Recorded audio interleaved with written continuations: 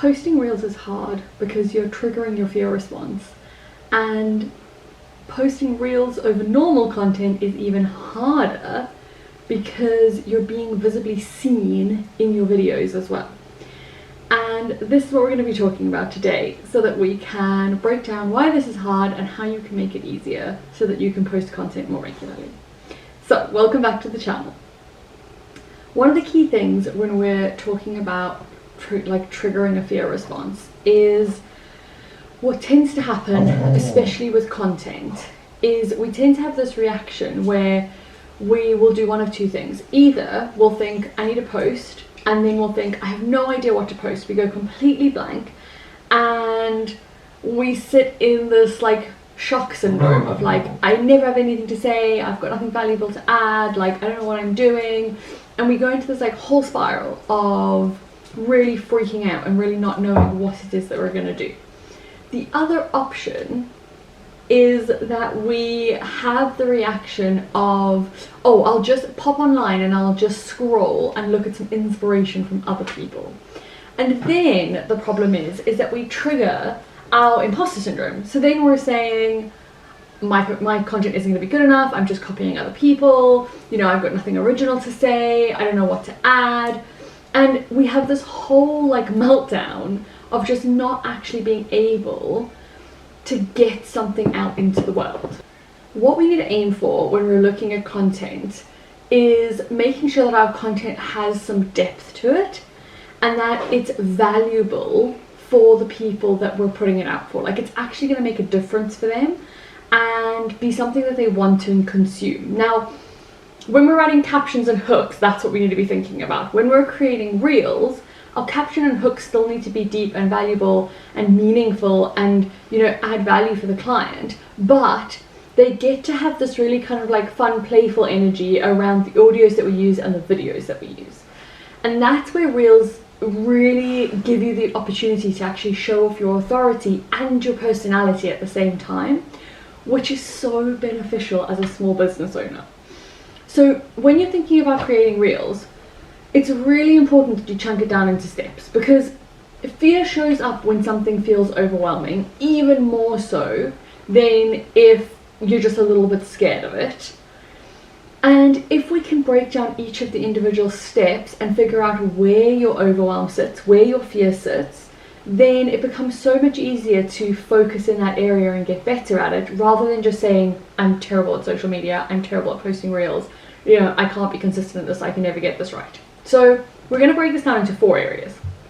And in these 4 areas, I want you to think about, as you're listening to me go through them, what is happening in your head, what is being triggered for you, what is coming up for you, what are the stories you're telling yourself. And if you want to grab a piece of paper and jot those down, they'll be really helpful for you in the long run. So the first one that I want to talk about is video. This is probably where most of my clients have an issue, because they either say to me, I've got no idea what to film, or I absolutely hate being in front of the camera. And in all honesty, your reel videos only need to be about 7 to 10 seconds long. They don't have to be long, and you can take a video of you doing pretty much anything in your life, and that can be your reel background. So this can be you doing some meal prep, or like I am now, sitting and recording with my camera, but having my phone set up behind it so that I can take a little video of what I'm doing. Sitting at your desk working. It could be you sitting in meditation, sitting and journaling, reading, going on a walk, on the beach, going for a swim, whatever it is you do in your day-to-day life, just film that. There are so many people who will film their morning routines, doing their face routine, putting on their makeup, doing their hair. If that's part of who you are and it's something that you do regularly, film it. It's so easy.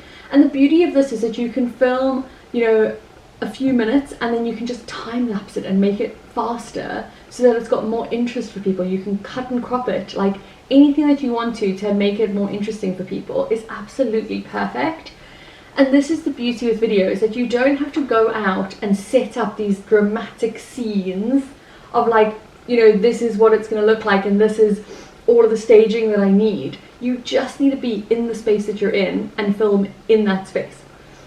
So I have film of me on my deck, sitting and breathing, or sitting and reading, or just dancing around in the sun because it's an absolutely beautiful day. I have pictures of me sitting in my lounge, again, just reading or journaling or doing some meditation. Sitting on my bed, again, just reading, journaling, doing some meditation. Like, these are the things that I do regularly in my life, and I do them in different places and different spaces. You can also obviously film if you go somewhere special. So we recently ran the Fearless You retreat here in South Africa, and I had my fearless host with me, Zoe, and when we were going around and looking at some of the different venues and doing some of the tourist activities, we were just taking like short little clips of each other in different places to make sure that we could share more of what we do on retreat, again, through reels. So you can literally just take videos of the things you're doing. You don't have to plan specific days out or, you know, think about specific things to video. You just need to make a list of the everyday things you do and then remember to film a couple of seconds with each of those things on different days. It's as simple as that. Like, don't overthink it. So I'm going to challenge you to film 10 mini videos this week. 10 videos of you doing things that you do normally around the house. One of my clients recently filmed herself putting the last couple of bits in her washing machine and turning her washing machine on, and it got such good reactions. So it really doesn't have to be anything overly exciting, just anything that you're doing, I want you to film it. Okay, so that's the first one. The second one is audios. Now, again, there are loads of different ways that you can find trending audios, but I like to keep things super simple. So I have just found an Instagram coach on Instagram that shares reels every single week. And I will land on her account on a Monday, I will look at the post that she's put out, I'll comment what I need to comment to get the reel sent to me, and she will send me 7 to 15 audios every single Monday, and it's so easy. So again, like, yes, you can go on and you can look at the trending audio section. Yes, you can go on and scroll through reels and see what's trending at the bottom. Like, yes, there are ways that you can do this, but why make it more difficult for yourself when you can find somebody who's already doing it, who's good at it, and you can get the information from them.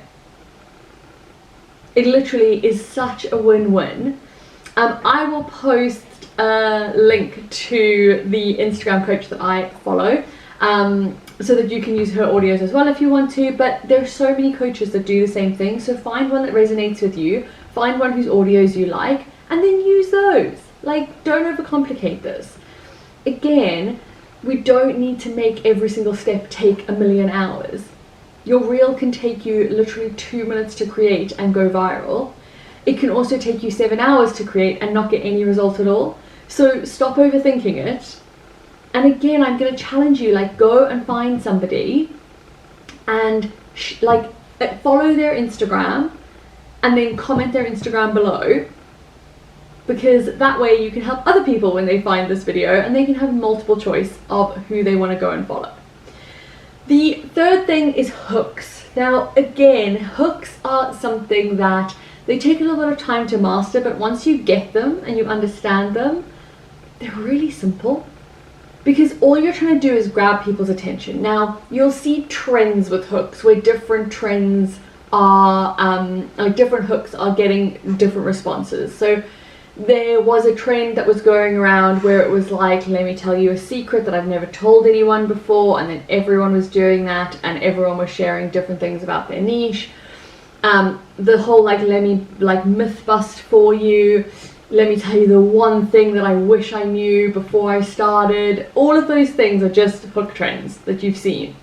Now, I've got a selection of hooks. I've got, I think it's sitting at about 150 at the moment. It's continuously growing.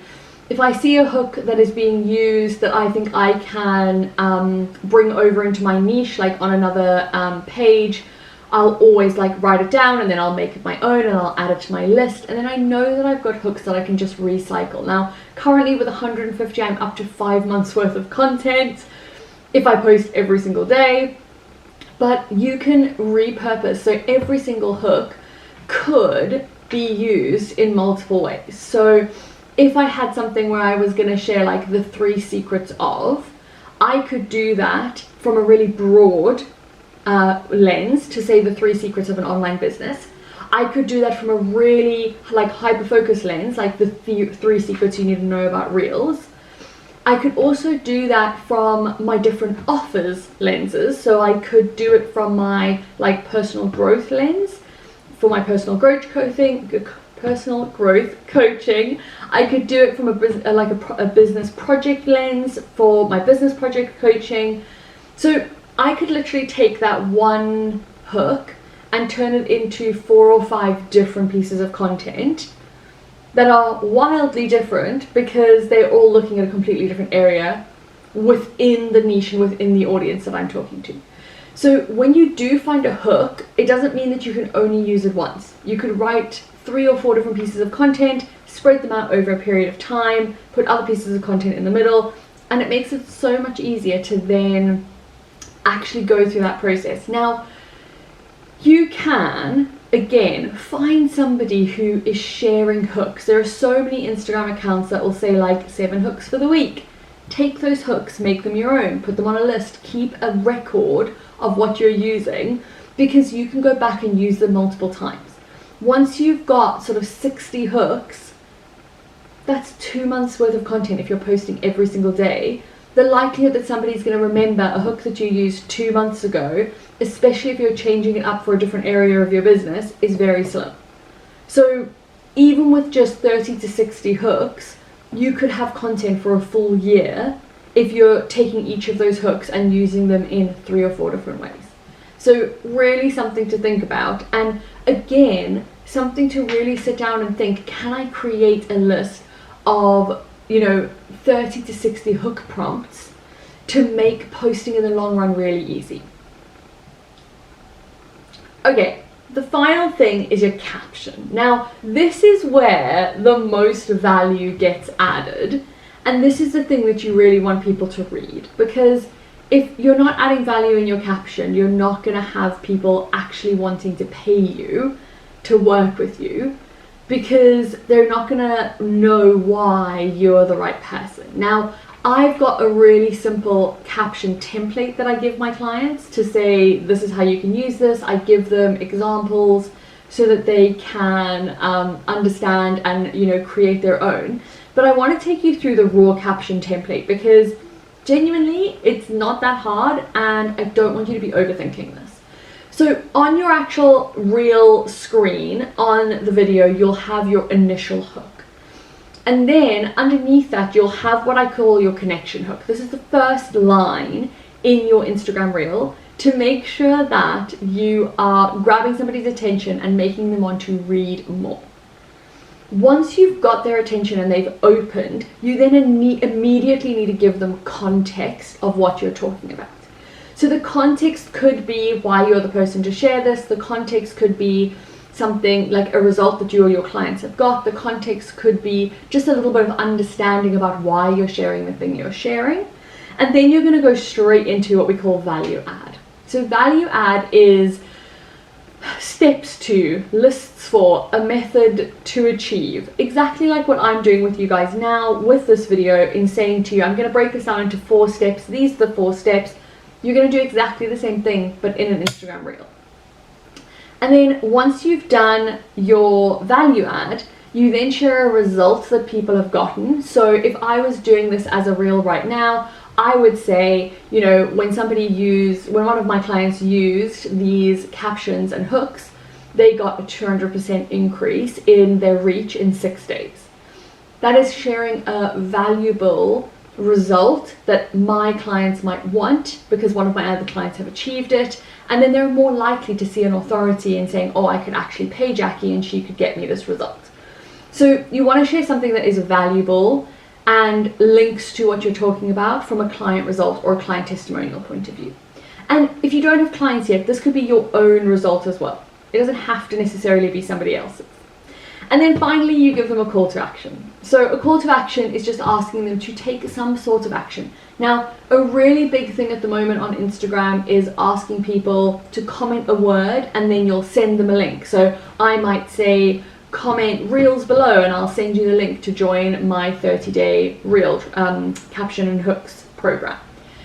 But what you also want to think about is it doesn't always have to be a call to action to a paid offer. It could be a call to action to something like a lead magnet, getting somebody onto your email list, or a wait list for a program that's coming. But it could also just be something like save this post, or comment like a heart if you understand and you know what I'm talking about. Or it could just be like follow if you like this content and you want more content like this. Because any of those actions, if somebody likes, comments, follows, subscribes, etc., it's going to boost that post out to more people. So it doesn't always have to be a call, like a paid call to action. It can sometimes just be, you know, save this post, or tag your best friend, or, you know, whatever it is that is suitable for your business and you feel really comfortable with. So I want you to take that caption template, and I want you to use that to structure the posts that you write, because I promise you it will be so much easier and so much quicker to actually structure posts in this way, rather than just sitting and trying to pull content out of thin air.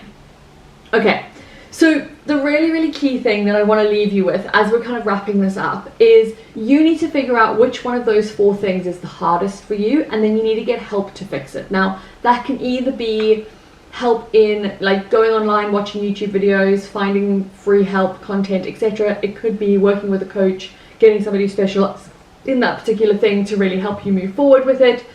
It could even be just you saying, I've recognized that this is something that I struggle with and I'm going to push myself through for 30 days to get a better result at this. Absolutely fine.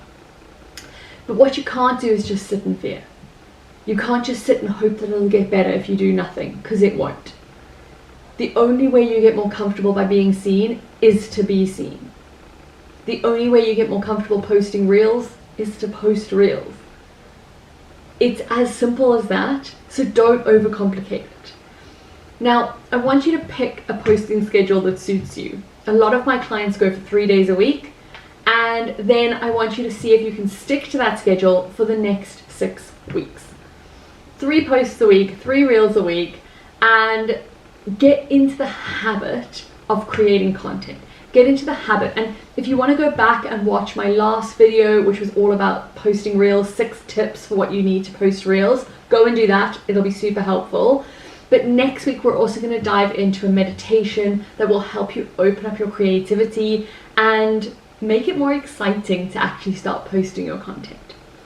So I'm going to leave it there for today. It's been so wonderful catching up and giving you this sort of direction.